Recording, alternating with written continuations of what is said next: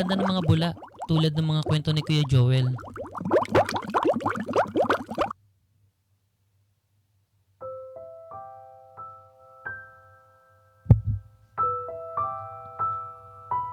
Hello mga kaibigan, kumusta po kayong lahat? Si Joel Esguerra po ito, ang inyong host.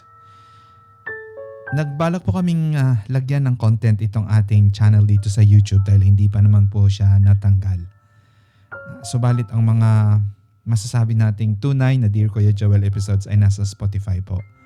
Nandun po sila yung may mga pagkukwentong talagang tago sa puso, masasabi natin ganun. At magsisimula po tayo ng mga content natin dito sa YouTube ng mga bagay-bagay na masasabi nating siguro pang wholesome. Pero syempre tungkol pa rin po sa ating mga buhay-buhay bilang lalaking nai-inlove sa lalaki. So magpapatuloy pa rin po tayong Love Letters by Men dito sa ating YouTube channel. Pero iwasan na po natin talaga yung ating mga explicit na paglalahad dito sa platform na to. Pero sa Spotify po ay talagang okay na okay doon. So punta po kayo doon kung gusto ninyong makarinig ng mga magagandang kwento ng Dear Kuya Joel. Well, maganda din po dito dahil syempre kwento po ito at maaaring family friendly ang mga kwento dito dahil walang mga masasabi nating dudu talaga ng mga alam nyo na ang ibig ko sabihin.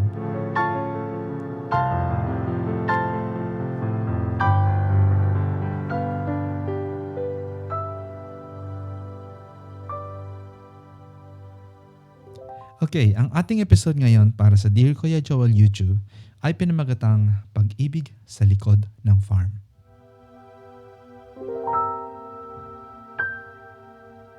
Ang sabi niya ay, Dear Kuya Joel, magandang araw po. Matagal na akong taga-subaybay ng inyong programa at sa wakas, naglakas loob na rin akong sumulat. Hindi ko na rin kayang kimkimin pa ang bigat sa dibdib ko. Isa po akong 41 anyos na lalaki, may asawa at 2 anak at naninirahan sa bayan ng San Pablo, Laguna. May maliit po akong negosyo ng baboyan sa may dulo ng barangay namin. At doon nagsimula ang kwento ko. Ang kasalanang hindi ko sukat akalaing magdudulot ng kakaibang saya at sakit.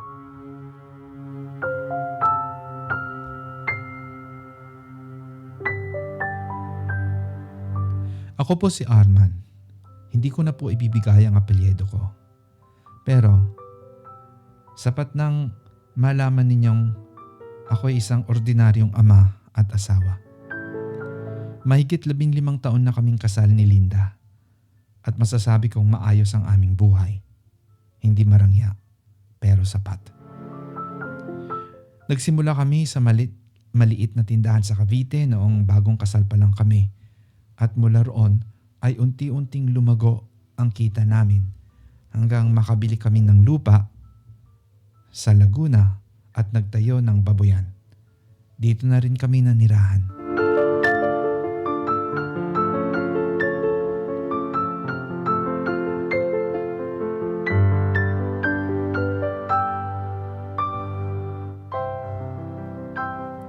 Hindi ko po alam kung saan magsimulang mag-iba ang nararamdaman ko.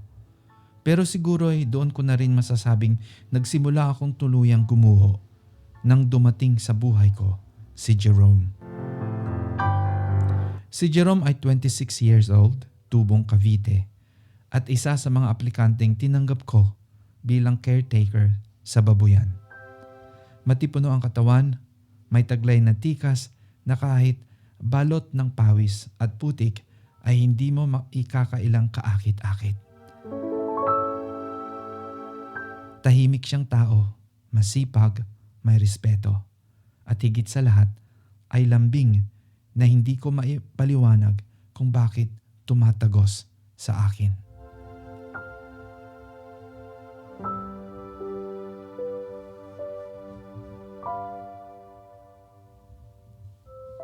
Nung una, pinipilit kong isang tabi ang nararamdaman ko. Bawat umaga, pagpasok ko sa babuyan, nagkukunwari akong abala sa mga papeles at listahan ng feeds. Pero sa gilid ng mata ko, sinusulyapan ko si Jerome habang siya'y naglalakad na walang suot pang itaas, pawisan habang nag-aalaga ng mga biik. Pinagpapawisan ako, hindi dahil sa init, kundi dahil sa matinding pagnanasa na ayokong aminin sa sarili. Isang gabi, naabutan kong naglalagay siya ng vitamins sa tubig ng mga biik. Ako lang at siya ang nasa babuyan. Hindi ko alam kung bakit ako nagpaiwan, pero sa puso ko, gusto ko siyang makasama kahit ilang saglit pa. Nagkwentuhan kami tungkol sa pamilya niya, sa imos, tungkol sa hirap ng buhay at sa pangarap niyang makapag-ipon para sa sariling lupa. Tahimik akong nakikinig habang pinagmamasdan ko ang mga mata niyang may halong lungkot at determinasyon.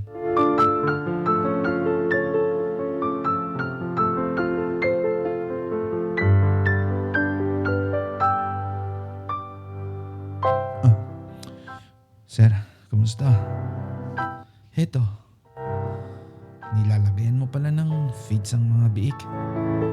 Opo. Hirap na rin po ako minsan, sir. Sabi niya. Sabay buntong hininga. Ganyan talaga ang buhay, Jerome. Sagot ko. Pero nandito ka na sa amin. Gagawin ko ang lahat para matulungan ka. Pagkasabi ko noon, hindi ko alam kung bakit bigla ko siyang hinawakan sa balikat. Dahan-dahan. Parang natural lang. Hindi siya umiwas. Tiningnan niya lang ako. Matagal. Tila may gusto siyang sabihin, pero walang lumabas sa bibig niya. At doon nagsimula ang lahat, Kuya Joel.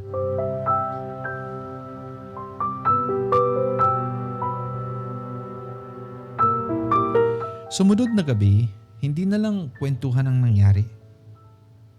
Doon, sa mismong silid ng mga caretaker, habang patay ang ilaw at umaambon sa labas, naramdaman ko ang init ng katawan ni Jerome sa tabi ko. Niyakap niya ako. Mahigpit, buong pag-aasam. Hindi ako tumutol. Sa halip, isinukli ko ang bawat dampi ng labi niya sa leeg ko, sa dibdib ko, sa labi ko. At sa loob ng gabing iyon, ginawa namin ang kasalanang matagal ko nang pilit tinatago sa pagkatao ko. Araw-araw mula noon, Kuya Joel, may dahilan na ako para bumisita sa babuyan kahit walang dapat asikasuhin. Pinagbubutihan ni Jerome ang trabaho niya. Pero higit sa pag-aalaga ng mga hayop, inaalagaan niya ang puso kong matagal ng tuyot. Sa bawat sulyap, sa bawat lihim na halik sa likod ng kulungan ng mga baboy, lalo ako nahulog. Pero hindi kami laging masaya. Minsan, nakukulangan siya.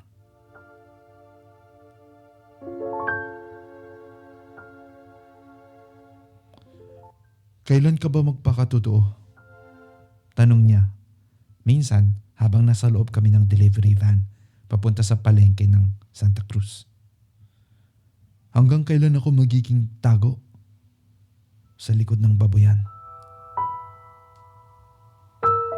Hindi ko alam ang isasagot ko, Kuya Joel. May asawa at anak ako. Hindi ko sila pwedeng iwan.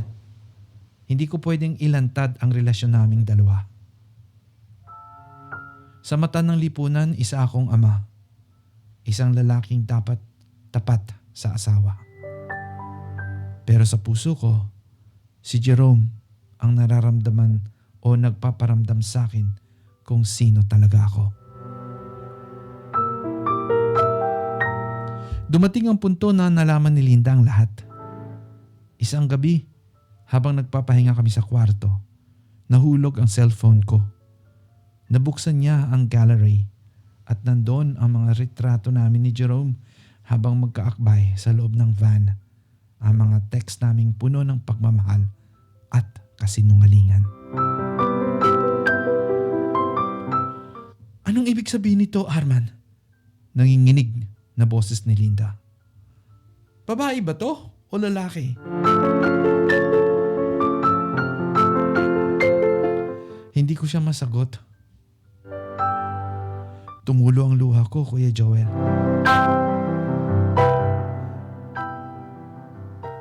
Ako ba ay wala na sa'yo? Paano mga anak natin? Sabi niya. Iba ito, Linda. Hindi ko rin maintindihan. Hindi ko to ginusto. Sabay yakap sa kanya. Pero tinulak niya ako. Lumabas siya ng bahay kinabukasan. Tinila ang mga bata sa nanay niya sa Maynila. Iniwan ako mag-isa. Si Jerome hindi ko rin nakita sa mga sumunod na araw. Umuwi raw sa Cavite. At ako, naiwan sa babuyan. Kasabay ng mga amoy ng putik, ng pagkain ng biik, at ng mga alaala ng isang pag-ibig na hindi ko alam kung tama o mali. Kuya Joel, hindi ko alam kung ano na ako ngayon. Ako ba ay isang asawa pa? Ama pa rin ba? O isang lalaking duwag na nagmahal ng kapwa lalaki pero hindi kayang ipaglaban ito? May mga gabi na iniisip kong puntahan si Jerome sa Cavite. Gusto kong sabihin sa kanya na mahal ko siya. Nahanda akong magsimula muli kahit mawalan ako ng lahat. Pero paano naman ang mga anak ko? Hindi ba nila ako kailangang maging ama? Hindi ko pa alam kung ano ang kahihinatnan ng lahat ng ito. Pero isang bagay ang sigurado ko. Minahal ko si Jerome. Hindi bilang isang kasalanan, kundi bilang isang katotohanang matagal kong itinatanggi sa sarili ko. Hindi ko alam kung may kapatawaran pa ako. Pero sa pagsulat ko nito, kahit papano, parang gumaan na ang puso ko. Maraming salamat po, Kuya Joel, sa pakikinig. Hiling ko lang, huwag niyo akong husgahan. Isa lang akong taong nagkamali sa pag-ibig at pilit pa ring binubuo ang sarili.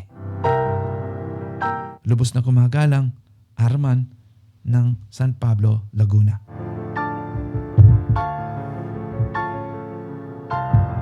Mga kaibigan, yun po ang confession letter ni Arman ng San Pablo, Laguna.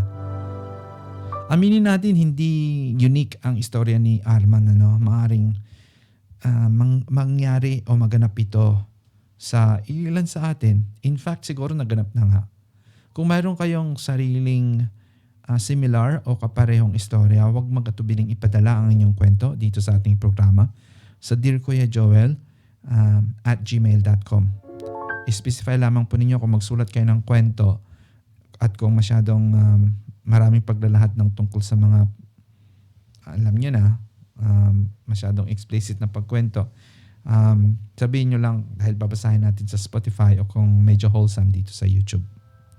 Pero mga ganyang kwento, banal para sa akin. Kasi buhay natin na nakataya. I mean, no one will ever understand us except ourselves. We are the best people to fully understand who we are. Kasi nasa loob, 'di ba? Madali kasi tayong mahusgahan sa mga bagay na 'yan.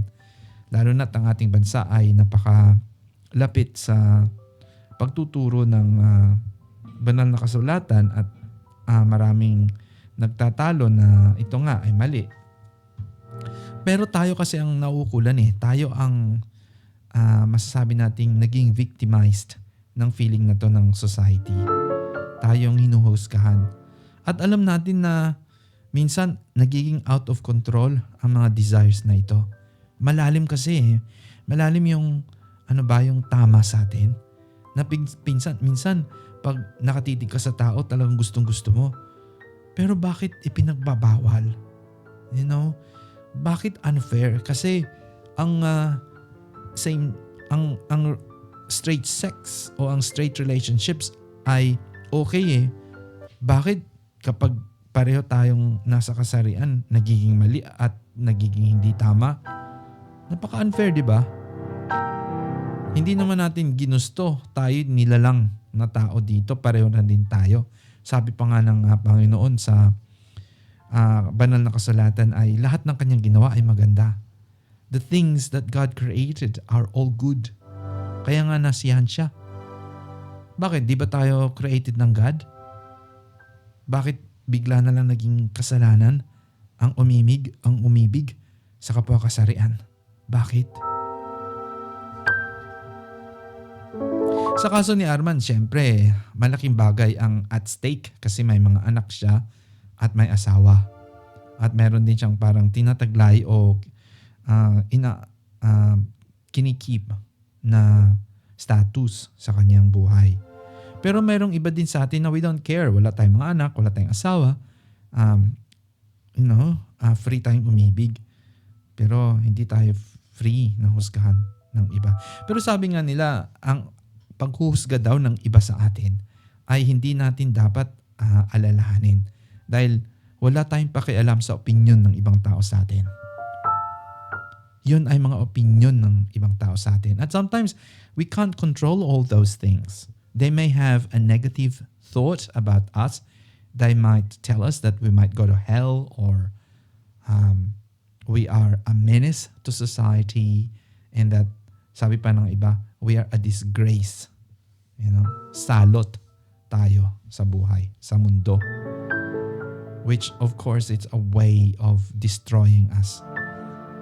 Ang masama pa niyan, mga pamilya mismo natin nagsasabi ng ganun. Pero si Arman, wala naman din niya kunento yung kanyang sariling family. Yun nga lang, yung immediate family niya, yung asawa niya, iniwan talaga siya.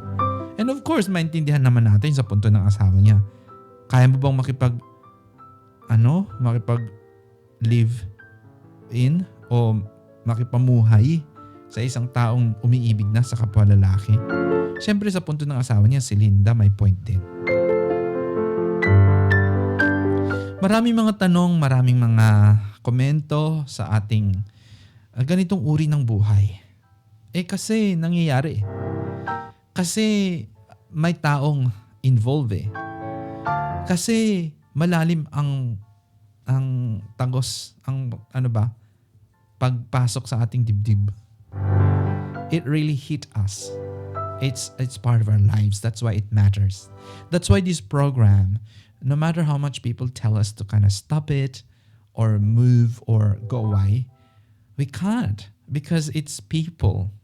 We serve people here. This is our life. And so is our program Must Live. Nawala na nga tayo ng monetization but hopefully it will come back one day. Pero we don't care about that. Because what we care most is life here. A sacred life. Na tayo lang minsan, tayo lang rin ang nagdadamayan at nakakaunawa.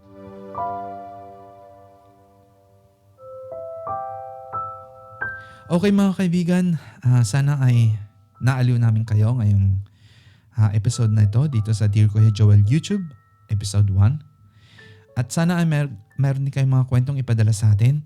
Dalawang bagay po, magpili po kayo kung nasa Spotify yung ating mga explicit kwento nandun. Episode 266 na dun . Dito naman nagsimula tayo sa episode 1 ng mga wholesome na story o wala masyadong usapin ng mga pambabastos na sinasabi nilang masyado daw open or masyadong vulgar yung mga usapin. Pero hindi na natin pag-usapan yan kasi sa totoo lang, ang buhay natin bilang LGBT o bilang mga naiibig sa kapwa kasarian, hindi lang naman tungkol sa sex . Hindi lang tungkol dyan. Kundi tungkol sa buhay, sa puso at sa kwento. This is our story. One day we're just gonna leave this planet. One day we're just gonna go to our grave? And who holds our story? And who will listen to our story? We can take it to our grave, or we can share it with people like us. And these are all offered to the Almighty because we are all part of His creation. Kaya God bless sa inyong lahat at sana ay magpatuloy kayong maging masaya despite of all things that happen to us. Magiging persistent palagi, magiging happy lang, go lang, sige lang. Yan talaga, ganyan talaga ang buhay. We keep on living and remember here in Dear Kuya Joel, we love you. Okay, so ito po si Joel Esguera nagsasabing isabog ang pagmamahal sa mundo. Goodbye!